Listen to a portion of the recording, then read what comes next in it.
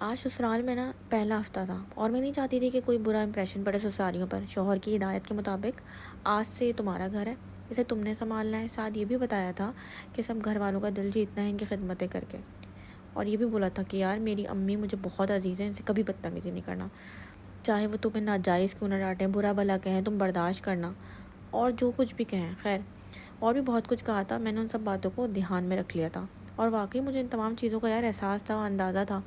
یہ بات تو پہلے سے ہی سنی ہوئی تھی نا کہ اللہ پاک کے بعد اگر کسی کے کو حکم ہوتا کہ بھئی سجدہ کرنا ہے تو اللہ پاک بیوی کو حکم دیتے کہ اپنے شوہر کو سجدہ کرے۔ خیر، صبح 4 بجے اٹھی، ساسو ماں کے لیے پرہیزی ناشتہ بنایا کیونکہ انہیں صبح جلدی ناشتہ کرنے کی عادت تھی۔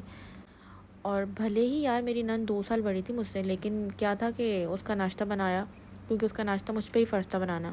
اچھی بہو ایسی ہی ہوتی ہے نا، سب گھر والوں کے لیے ان کا من پسند ناشتہ بنایا، پھر میں گھر میں جھاڑو لگائی، صفائی وغیرہ کی۔ ظاہر ہے شادی والا گھر تھا تو کوئی بھی مہمان کسی بھی وقت دلہن دیکھنے آ سکتا تھا۔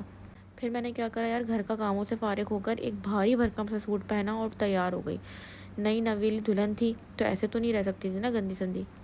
پھر تو یہ بات کیا ہوا، ایک نند آئی اور اس نے کہا کہ بھابھی مجھے آپ کا ایک جوڑا بہت پسند آ رہا ہے، اس نے مجھ سے مانگ لیا، اور میری کیا مجال جو بھائی میں انکار کروں۔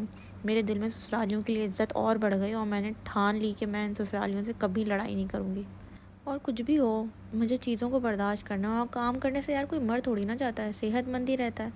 اور پھر وہی ہے کہ شوہر اپنی اتنی اتنی خوبصورت سگھڑ بیوی کو دیکھ دیکھ کر شکر ادا کرتا، اللہ پاک نے میری قسمت کھول دی، میری تو لاٹری ہی لگ گئی۔ ابھی یہ سب وہ دیکھ ہی رہا تھا کہ اس کی آنکھ کھل گئی۔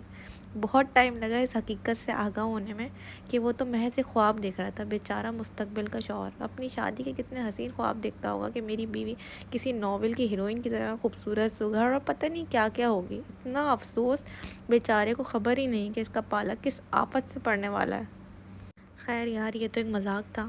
ایسی ہیں ویسے دنیا میں عورتیں، ایسی ایگزسٹ کرتی ہیں جو اتنی سگھڑ ہیں اور اتنی اچھی ہیں، تو مرد حضرات بالکل بھی پریشان نہ ہوں، انشاءاللہ اللہ پاک ان کے نصیب اچھے کرے گا اور ان کو ایسی ہی بیگمات ملیں گی جیسی سٹوری میں انہوں نے سنی ہے۔ اور بس اگر وہ ایسی مل جائے تو آپ نے بھی ان کے ساتھ اچھا اچھا کرنا ہے، اور ان کے لیے ان کا بھی خیال رکھنا ہے جیسے وہ آپ کے گھر والوں کا خیال رکھیں گی۔ تو پیار کریں اور پیار ایکسپیکٹ کریں کہ بیوی بھی آپ سے پیار کرے۔ تو یہ اسٹوری سنانے کا ہرگز مقصد نہیں ہے کہ یہ صرف اسٹوری ہے، ریئل لائف میں بھی ایسا ہو سکتا ہے، لیکن اس کے لیے آپ کی ایفرٹ ہونا بہت ضروری ہے اور آپ کی نیت کا صاف ہونا بہت ضروری ہے۔ اگر آپ کی نیت صاف ہوگی تو یقیناً آپ کو بیوی بھی ایسی ہی ملے گی جیسی آپ نے اسٹوری میں سنی۔ شکریہ، اپنا خیال رکھیے گا، اللہ حافظ۔